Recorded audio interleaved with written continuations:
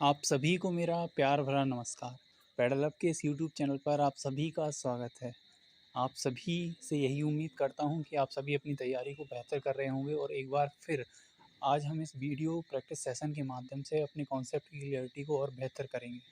मैं नए स्टूडेंट्स के लिए बता दूं कि जो हमारी प्रैक्टिस सीरीज़ है वो स्पेशली टारगेट की जा रही है Chandigarh PRT exam and MRS exam के टीचिंग एप्टीट्यूड वाले पार्ट्स में, जिसमें आपका पेडागोजी हो गया, उसके साथ ही आपका टीचिंग मेथड हो गया, असेसमेंट संबंधी क्वेश्चंस हो गए, एनईपी हो गया, एनसीएफ हो गया। इन तमाम चीज़ों जो आपकी चाइल्ड डेवलपमेंट से रिलेटेड हैं उन सभी को हम कवर करते हैं, उन सभी के मिसलेनियस क्वेश्चन की हम प्रैक्टिस कराते हैं।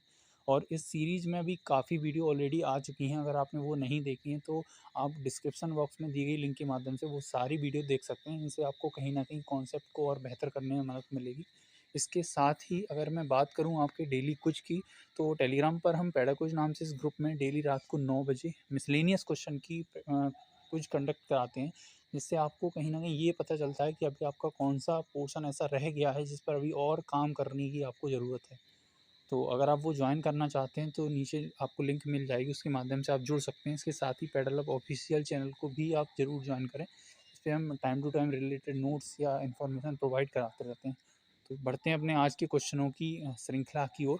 तो जो हमारा फर्स्ट क्वेश्चन है वो कहता है अकॉर्डिंग टू एनईपी। और क्वेश्चन स्टार्ट करने से मैंने एक बात मैं और बता दूं कि आज की प्रैक्टिस सेशन में जितने भी क्वेश्चन हैं वो एनईपी 2020 को टारगेट करके बनाए गए हैं, ताकि आपकी एनईपी की कॉन्सेप्ट की क्लैरिटी और बेहतर हो जाए। क्योंकि कई बच्चों के मेरे पास कमेंट्स आ रहे थे कि सर आप एनसीएफ या एनईपी या कमेटी रिलेटेड जो फैक्चुअल या जो नए डॉक्यूमेंट रिलीज़ हुए हैं अपने सेंट्रल लेवल पर, उनसे रिलेटेड क्वेश्चन आने की संभावना हमेशा रहती है, तो वो आप एक बार कवर करा दीजिए।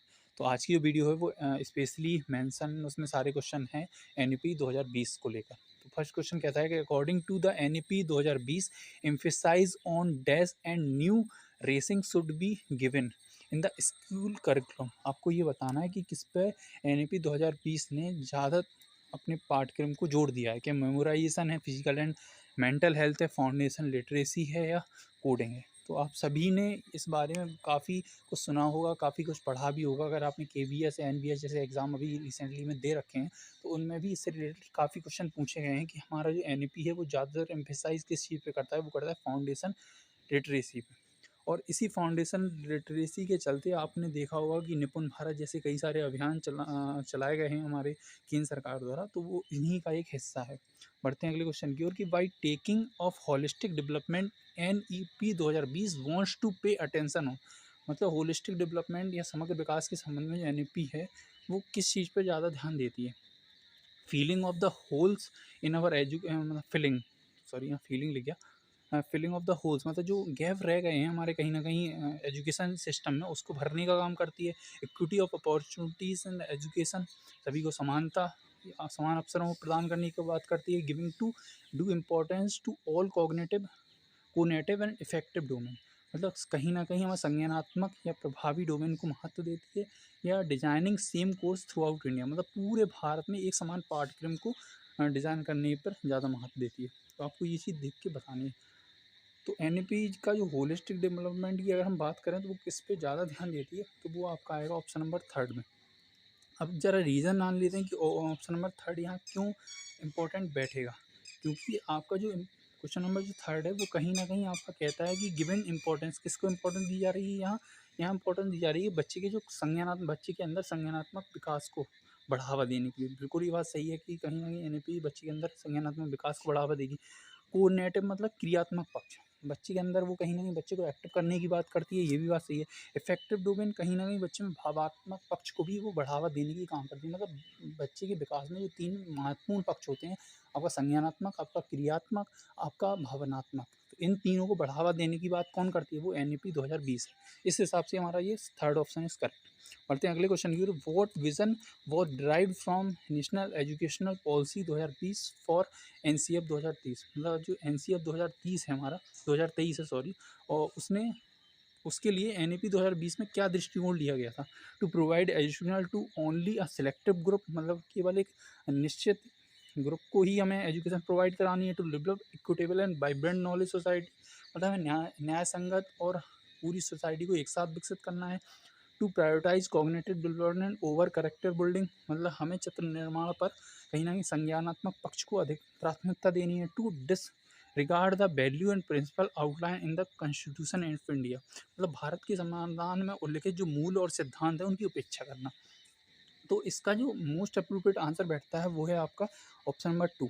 मतलब उसमें कहा गया है to develop equitable and vibrant knowledge society, मतलब कहीं ना कहीं आपने जीवन ज्ञान या न्याय संगत समाज को विकसित करना है। इस हिसाब से आपका, क्योंकि थर्ड ऑप्शन आपका कट जाता है, और केवल कॉग्निटिव पक्ष में प्रायोरिटी देना ये भी बात इसलिए कट जाता है ना।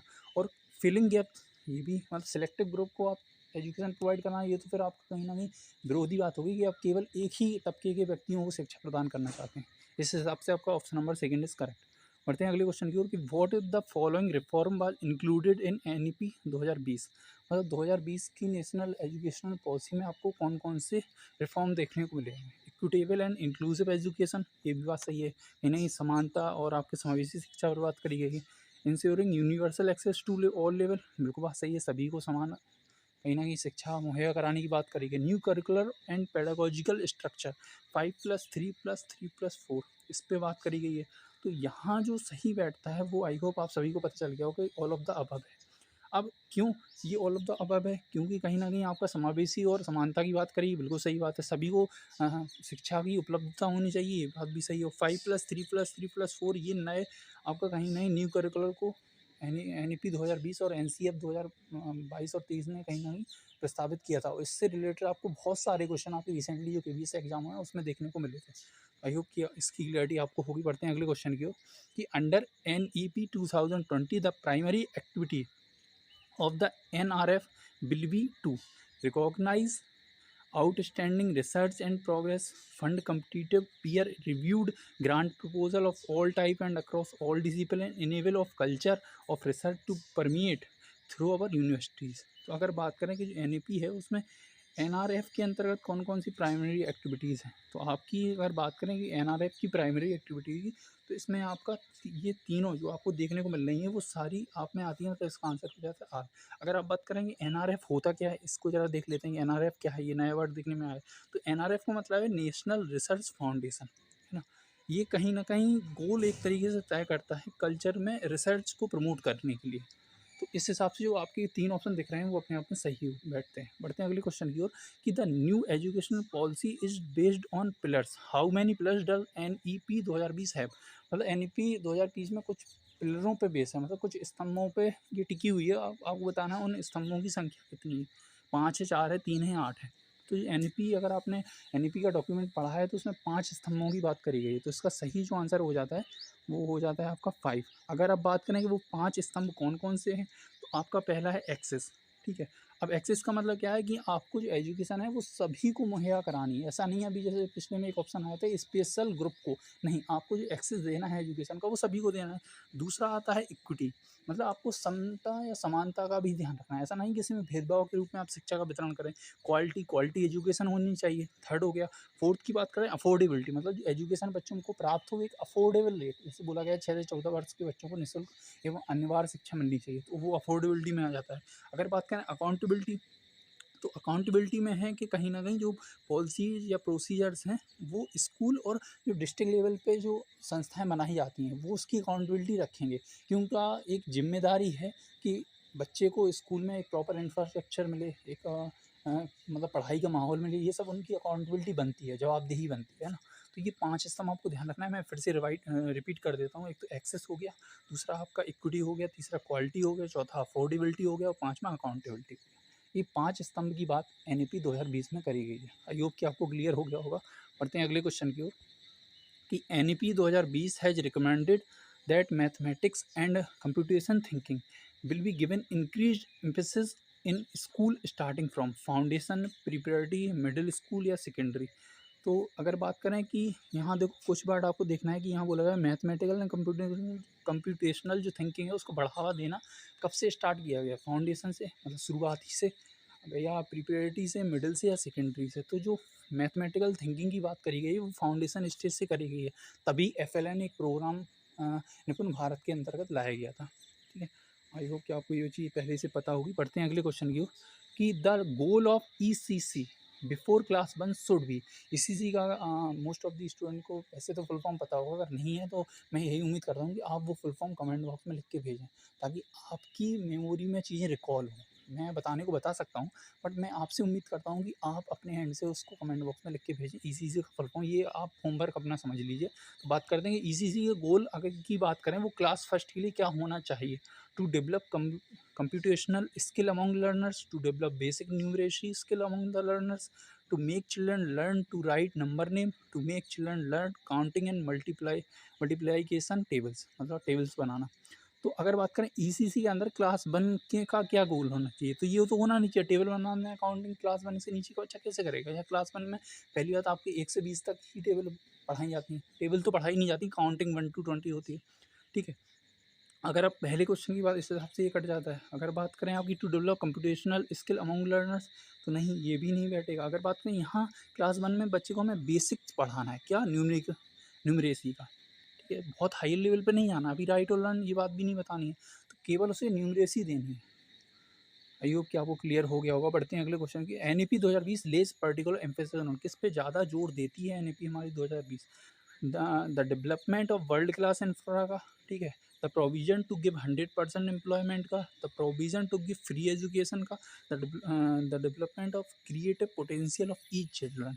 तो आप जब एन पढ़ेंगे तो उसमें 100%, हाँ, इंफ्रास्ट्रक्चर की बात करी गई है, लेकिन ये इसका इस पर बहुत ज़्यादा फोकस नहीं है वो, ठीक है। प्रोविजन टू गिव 100% एम्प्लॉयमेंट नहीं, उसका शिक्षा देना काम है, एम्प्लॉयमेंट से उसका कोई नाता नहीं है। फ्री एजुकेशन बात करें, ये पहले से ही चला आ रहा है, तो इसमें एनईपी ने कोई बहुत अलग सी चीज़ नहीं कही है। मेन है आपका development of creative and potential of each children, मतलब हर बच्चे के अंदर से उसका और बेहतर वर्जन बाहर निकालना है। ये एनईपी 2020 इस पर विशेष ध्यान देती है, विशेष जोर देती है।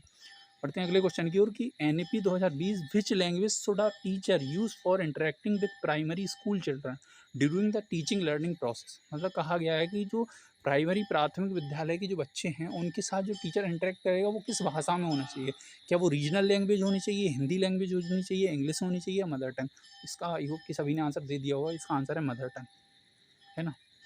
और त्रिभाषा सूत्र की बात करी गई थी, आपको ये बताना है कि त्रिभाषा सूत्र की बात सबसे पहले किस कमेटी ने करी थी, है ना। इसका आंसर भी आप कमेंट बॉक्स में हमें भेजें। बढ़ते हैं अगले क्वेश्चन की ओर कि निपुण भारत स्कीम का फुल फॉर्म आपको बताना है कि आखिर निपुण भारत स्कीम का फुल फॉर्म क्या है। क्या national initiative for proficiency in reading with understanding and numeracy है, national initiative for proficiency in writing with understanding and numeracy है, national initiative for perfection in understanding and numeracy है, national initiative for improved pedagogy in understanding and numeracy है। तो निपुण भारत का कई exams में ये क्वेश्चन पूछा गया है। जो एफएलएन स्कीम है वो निपुण भारत के अंतर्गत चलाई गई है। निपुण भारत का जो फुल फॉर्म है वो है national initiative for proficiency in reading with understanding and numeracy. मतलब कहीं ना कहीं आपको न्यूमरेसी और रीडिंग अंडरस्टैंडिंग विकसित करनी है एक बच्चे के अंदर, वो भी फाउंडेशन स्टेज से। तो ये है इसका सही फुल फॉर्म। बढ़ते हैं अगले क्वेश्चन की। एनईपी 2020 या 2020 recommends to provide highest priority to achieve universal foundation literacy and numeracy in primary school by 2025। To meet this goal government of India launch a project. तो यहाँ कुछ की पॉइंट्स हैं कि यहाँ बोला गया कि प्राइमरी स्कूल में आपका जो FLN है वो कब तक पूरा हो जाना चाहिए, 2025 तक, है ना। इसकी जो मेन गोल जो गवर्नमेंट इंडिया का जो है कि 2025 तक प्राइमरी स्कूल में FLN का प्रोजेक्ट पूरा हो जाना चाहिए, वो किस प्रोजेक्ट के अंतर्गत आता है। तो मैंने ऑलरेडी उसका नाम कई बार रिपीट कर दिया है कि जो FLN है वो आपका निपुण भारत के अंतर्गत आता है ना। हो सकता है कई लोग इसका FLN ही आंसर दे रहे हो, बट नहीं, जो FLN प्रोग्राम है जिसमें फाउंडेशन लिटरेसी एंड न्यूमरेसी की बात करी गई वो आपका निपुण भारत के अंतर्गत आता है। तो ये थे आज के बेहतरीन प्रैक्टिस क्वेश्चन। आई होप कि आपने इनको एंजॉय करा होगा, कुछ एक्स्ट्रा नॉलेज आपको मिली होगी, साथ ही साथ कॉन्सेप्ट नेशनल एजुकेशन पॉलिसी 2020 के और भी बेहतर हुए होंगे। और इसके साथ ही अगर हमें और भी कुछ इंपॉर्टेंट क्वेश्चन लगते हैं एनईपी से रिलेटेड, तो हम अगली वीडियो में उनको सारे में कवर करेंगे। तब तक मैं यही उम्मीद करता हूँ कि आप अपने कॉन्सेप्ट को अपनी एंड से अच्छे से कंप्लीट करिए, है ना। जितना प्रैक्टिस आप कर सकते हैं उतना प्रैक्टिस करिए, बाकी इसमें हम आपकी मदद कर ही रहे हैं। और आपका सपोर्ट ऐसा ही रहा तो हम और भी आपके साथ प्रैक्टिस सेशन लाते रहेंगे। मिलते हैं अगली बेहतरीन वीडियो के साथ। उससे पहले अगर आप और भी प्रैक्टिस सेशन चेक करना चाहते हैं तो ये चंडीगढ़ का है। इसमें आपको चंडीगढ़ PY से रिलेटेड क्वेश्चंस मिल जाएंगे। ये आप जो वीडियो देख रहे हैं ये टीचिंग एप्टीट्यूड वाले पार्ट का हिस्सा है। साथ ही साथ अगर आप डी की तैयारी कर रहे हैं पीआरटी में, तो उसके लिए ये 2 आपको प्लेलिस्ट आसानी से हमारे चैनल पर मिल जाएँगी। आप इनको भी एक बार देख सकते हैं। अगर आपको लगे कि आपकी कॉन्सेप्ट की क्लियरिटी बेहतर हो रही है, तो बिल्कुल देख सकते हैं। इसमें आप पे मैं कोई फ़ोर्सफुली नहीं कर रहा हूँ, वो आपकी मर्ज़ी है ना? बढ़ते हैं, मिलते हैं अपने अगले प्रैक्टिस सेशन में। तब तक के लिए आई होप कि आप अच्छे से तैयारी करते रहेंगे। स्वस्थ रहिए, मस्त रहिए, मुस्कुराते रहिए। Take care, bye bye.